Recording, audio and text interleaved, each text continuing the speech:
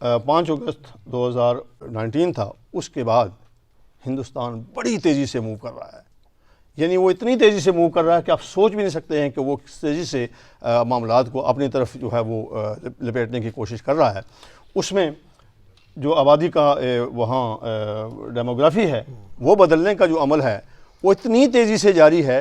کہ وہ شاید اپنا اقتدار ختم ہونے سے پہلے 1 کروڑ انڈین جو ایکسٹریمسٹ ہیں ان کو کشمیر کی وہاں وہ دیں گے شہریت اس کو، اور ووٹ کا حق انہوں نے اوپن کر دیا ہے. کوئی بھی انڈین چاہے وہ سروس مین ہو، کچھ ہو،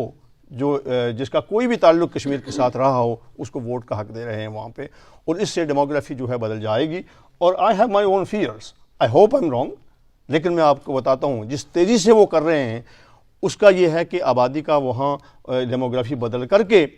2 چیزیں نوٹ کرنے والی ہیں. ہمارا جو کیس ہے UN میں وہ چیپٹر 6 کے تحت ہے. چیپٹر 6 کی جو پوزیشن ہے وہ ایڈوائزری ہے، اور چیپٹر 7 جو ہے وہ الاؤ کرتا ہے کہ اگر سیکیورٹی کونسل چاہے تو وہ اپنی طاقت کے ذریعے بھی وہ انفورسمنٹ ہو سکتی ہے. مجھے خطرہ یہ ہے جس طریقے سے وہ امریکہ اور چائنا اور رشیا کے ساتھ بیلنس کر رہے ہیں اپنے تعلقات کو، وہ کہیں ایسا نہ ہو کہ ڈیموگرافی بدلنے کے ساتھ ہی اس کو چیپٹر 7 میں بدلنے کے لیے کوشش کریں، اور اس کا نتیجہ وہ پھر یہ کہیں گے جی آئیں اب رائے شماری کراتے ہیں. جب آبادی ان کے حق میں ہو جائے، یعنی 1 کروڑ اگر ہندو کو وہاں وہ اپنا دے دیتے ہیں حق رہنے کا اور ان کا ووٹ کا حق دیں، اس کے بعد وہ سیکشن یا اپنے چیپٹر 7 کے تحت اگر وہاں کرواتے ہیں جی رائے شماری، تو اس رائے شماری میں یاد رکھنے کی بات ہے کہ آزاد کشمیر اور گلگت بلتستان اور وادی، یہ سارے جو 1947 میں جو اسٹرکچر تھا یا حدود تھی، اس وقت پہ لاگو ہوگی. ہمارے لیے نہایت ہی یہ خطرے کی علامت ہے کہ خدا نہ خواستہ. اور پھر یہ بھی ہے، ہم سب کو پتہ ہے میرے خیال میں most of people here are well educated and know basics, میں بھی ہم ٹاکنگ ٹو دی کنورٹڈ، لیکن پھر بھی ریمائنڈ کرانے کی یہ ضرورت ہے.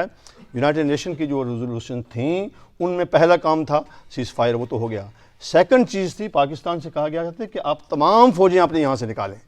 اس کا مطلب کہ آزاد کشمیر گلگت بلتستان سے اس کے تحت سب سے پہلے فوجوں کا نکلنا ہے. اس کے بعد انڈیا سے کہا گیا ہے کہ آپ اپنی فوجوں کا ایک بلک وہاں سے نکالیں، اور وہاں لکھا گیا ہے کہ ہندوستان کی کچھ فوجیں جو ہیں وہ لا اینڈ آرڈر قائم کرنے کے لیے، پیس قائم کرنے کے لیے رہیں گی.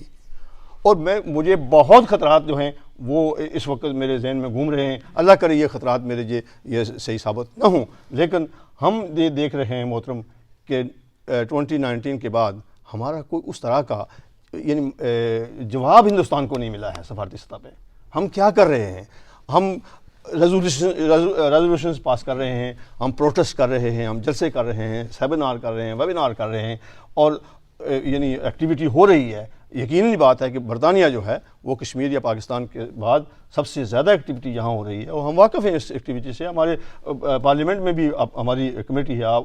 You know well aware of that, اور ہم اپنی طرف سے پوری کوشش کر رہے ہیں. لیکن ہم آپ سے یہ جاننا چاہیں گے، پہلی بات یہ ہے کہ ہمارے خطرات کیا یہ بے بنیاد خطرات ہیں؟ یہ واقعہ ہی آپ بھی سمجھتے ہیں اسلام آباد میں بیٹھ کر کے کہ یہ خطرات جو ہیں واقع صحیح ہیں؟ اور اگر ہیں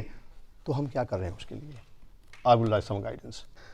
لارڈ صاحب نے ایک سوال اٹھایا، اپنا خدشے کا اظہار کیا. پہلی چیز تو میں آپ کو بتا دوں کہ میرا نہیں خیال ہے کہ یہ اس حد تک جائے گا، یا یہ کوئی بہت آسان راستہ ہے جو کہ انڈیا کے لیے وہ یوں کر کے جو ہے آگے چلا جائے گا اور اس کو چیپٹر 7 کے تحت کر لے گا، جہاں پہ یوز آف فورس جو ہے لیجیٹیمیٹ ہو جاتی ہیں. میں نہیں سمجھتا. اس وقت تو جو بھی ان کا جیسے کہنا چاہیے کہ محور ہے، مرکز ہے، وہ یہ ہے کہ ہمارے اندر جو ہے ایک غیر اعتمادی،